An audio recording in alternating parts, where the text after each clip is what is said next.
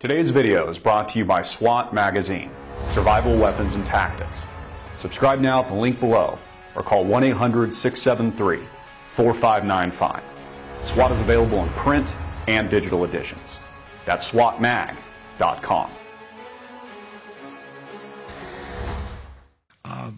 President Obama has done nothing to change the policies of the Bush administration in the war on terrorism, and I mean practically nothing. And you know why? Because they work.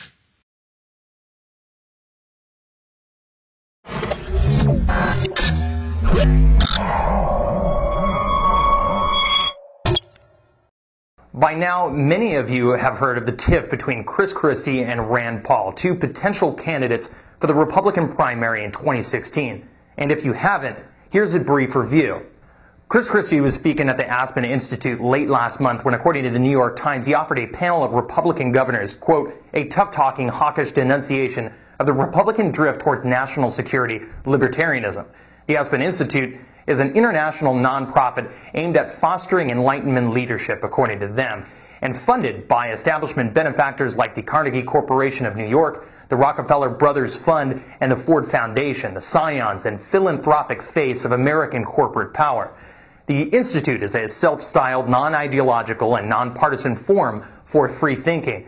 But with its board of directors, CNN David Gergen, billionaire David Koch, Queen Noor of Jordan, and former Secretary of State Condoleezza Rice, among others, it's clear that to say the Aspen Institute has no perspective would be inaccurate. Some say Chris Christie towed the Aspen Institute's thinly veiled line in denunciating this philosophy of laissez-faire internationalism as a threat to the Republican Party and its future, and by extension, the United States.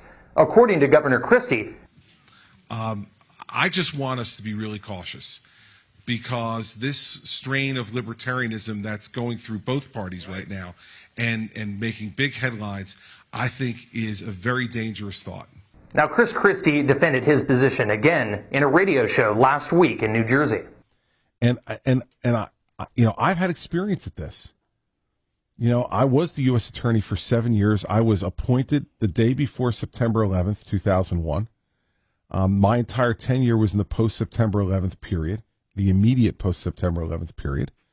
And this is something that I take very seriously. Now, listen, there has to be appropriate oversight. I've always said that. And I believe there is a lot of oversight now, both by the House and Senate bipartisan intelligence committees and by the FISA court.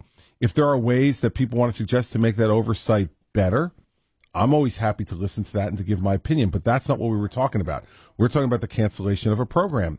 Now, this is essentially our first real opportunity to contrast Chris Christie with Rand Paul, possibly the first round in a long fight through the Republican primary season in 2016. The radio interview was largely classic Chris Christie, hard-nosed and matter-of-fact, really more fodder for the Politico crowd.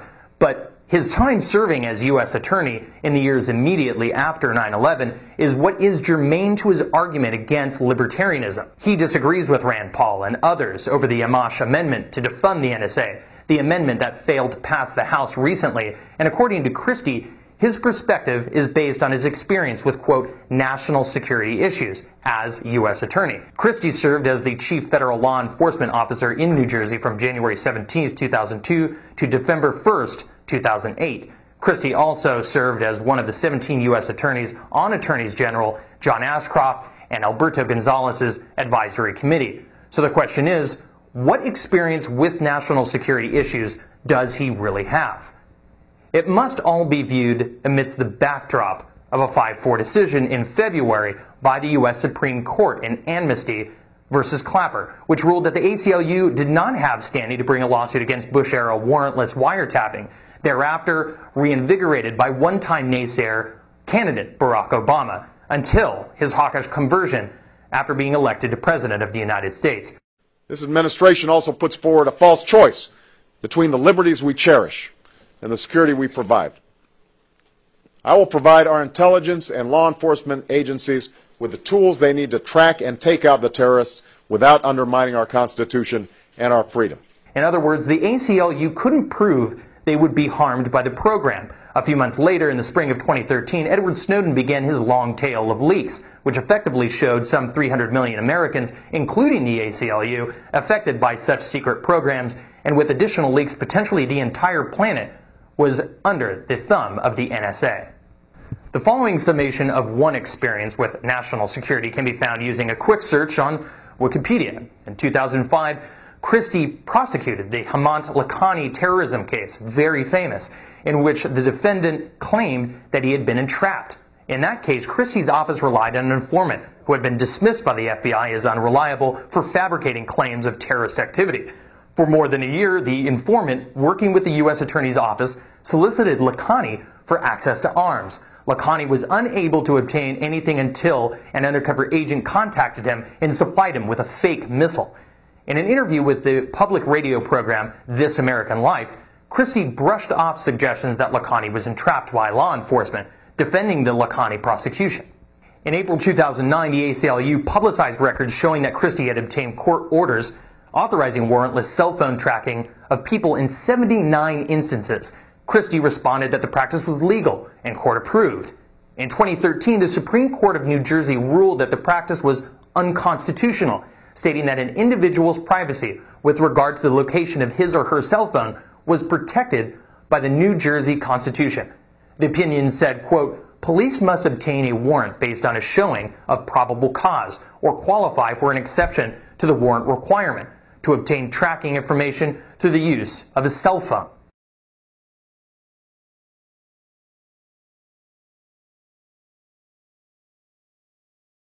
Now, many have lauded the Patriot Act, which is really the bedrock of all of this, and its various legal permutations for thwarting terrorist attacks against the United States. What they don't tell you is that most have been thwarted by these dubious methods, which are more about staging, coaxing, and eventually entrapping would-be terrorists, or would never have been had the FBI not approached these unfortunate individuals.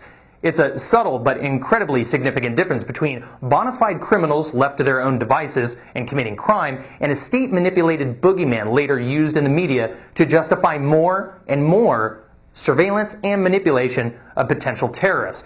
In other words, it's a matter of opportunity, best illustrated by this theoretical situation.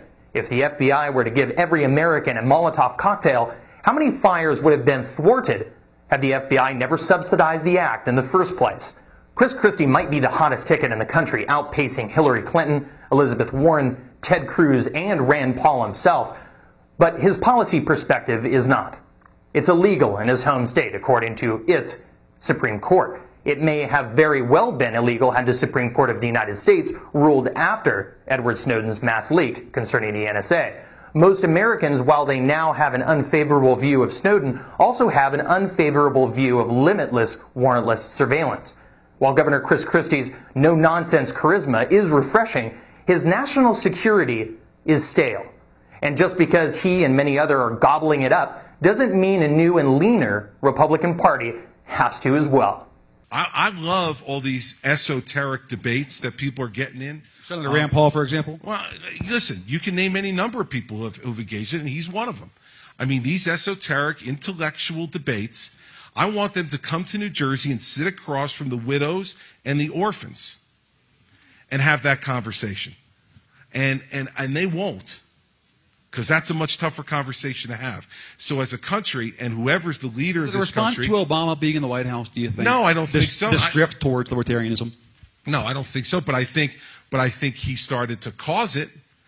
I don't think it's in reaction to him, but he had a lot of rhetoric in 2008. He was going to close Guantanamo. He was going to stop this. He was going to stop that. And I remember I used to say to Mary Pat all the time, as somebody who had top secret clearance, I said, when he sits in that chair and starts to hear those briefings, his tune's going to change fast.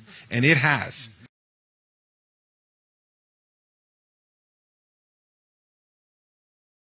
If you enjoyed our content today, follow me on Facebook at The Real Topher Morrison and on Twitter at AMTV News. And for more videos like these, visit amtvmedia.com.